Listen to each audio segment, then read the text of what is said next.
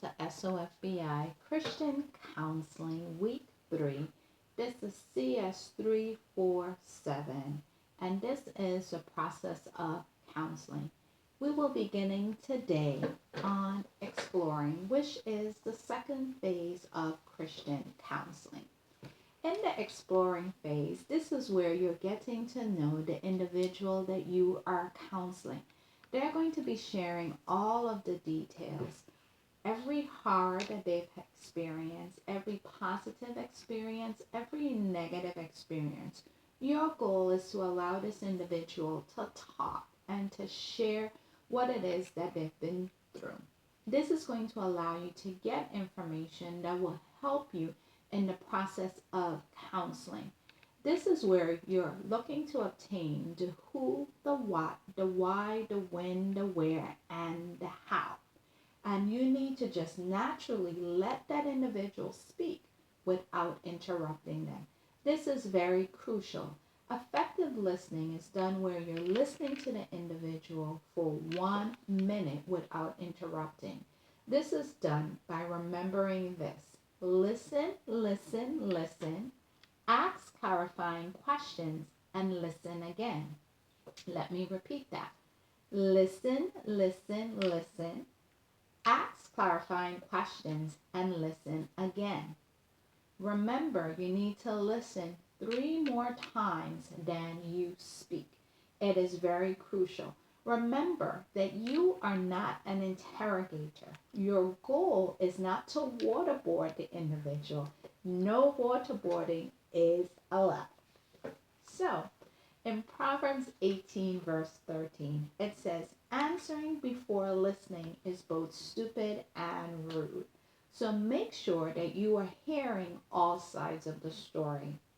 So hopefully by this time, you've had an opportunity to get an individual to participate in this exercise. We are going to do what's called an active listening exercise.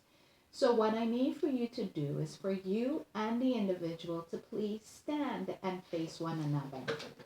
While you are standing, I'm going to ask you a question, and I would like for you as the student to respond to the individual that is there.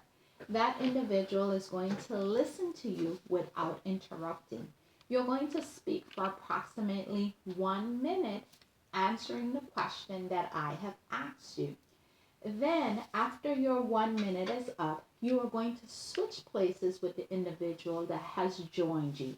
That individual will answer the same question that I asked you, and you will listen without interrupting.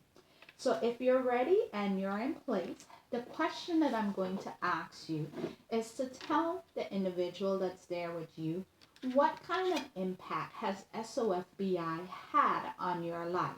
Again, what type of impact has SOFBI had on your life? Remember, you are going to speak and the individual remain quiet for 1 minute. So I'm going to set the timer for you. So make sure that you're ready. And so we're going to start. On your mark, get ready, set, go.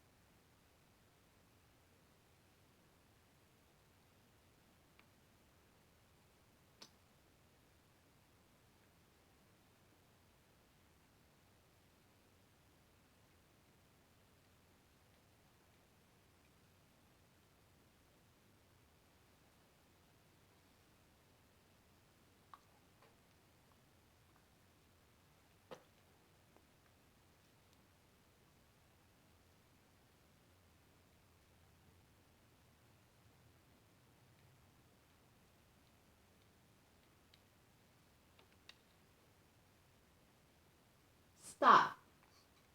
Now we're going to switch to the other individual who joined you.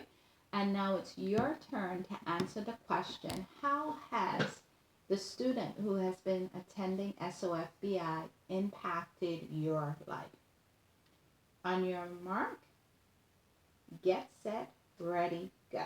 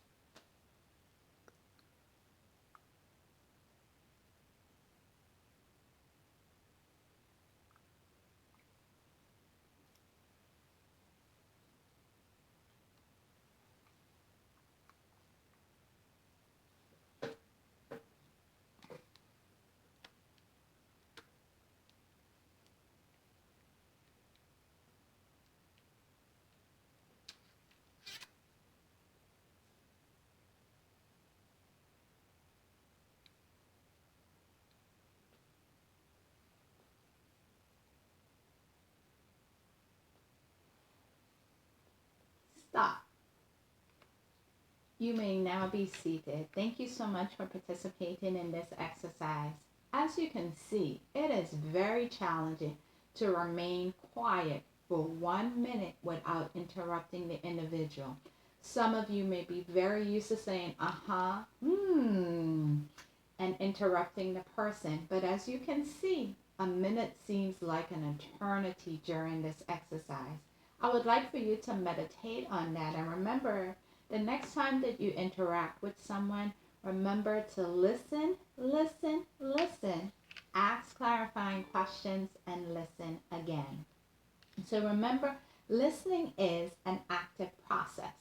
You also need to remember to set aside your own conflicts, biases, and preoccupations.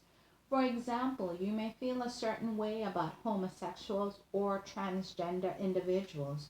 You may not agree with their lifestyle. As Christians, we love people, but we disagree with their actions.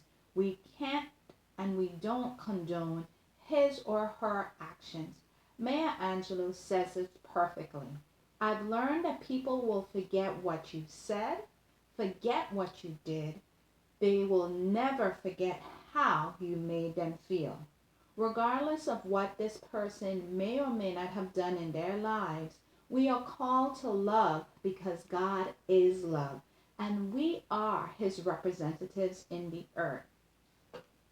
So remember, the only time that you should look down on someone is when you are bending down to help them up. We will pause here for a moment and we will come back with more nonverbal behavior. Thank you.